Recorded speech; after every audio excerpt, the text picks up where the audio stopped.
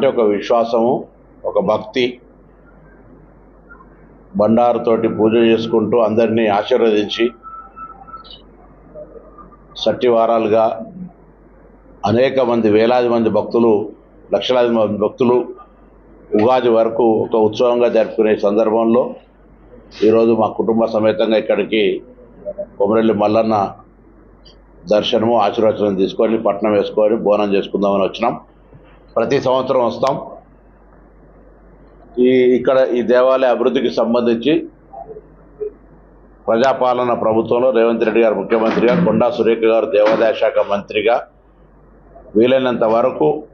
ప్రజలకు ఎటువంటి ఇబ్బందులు లేకుండా మౌలిక సదుపాయాలు కలిగించేటువంటి ప్రయత్నం చేస్తాను. అందులో భాగంగా ప్రారంభంకు సిద్ధంగా ఉన్న 50 రూముల గదులకు సంబంధించి కానీ,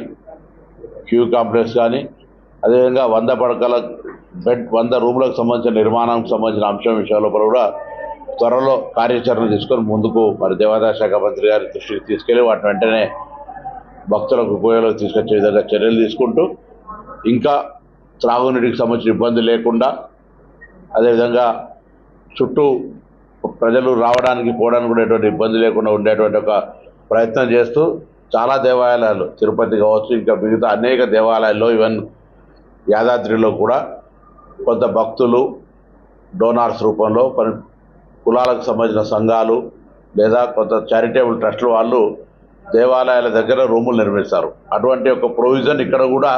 స్థల సేకరణ చేసి అటువంటి వాళ్ళకు ఇచ్చినట్టయితే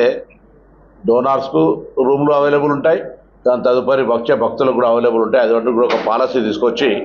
త్వరలోనే కొమరవెల్లిలో కూడా ఒక విధి విధానాల ద్వారా ప్రజల, భక్తుల సౌకర్యం కొరకు రూములు నిర్మించేటువంటి ఒక కార్యాచరణ ప్రకటించే విధంగా చర్యలు తీసుకుంటాం.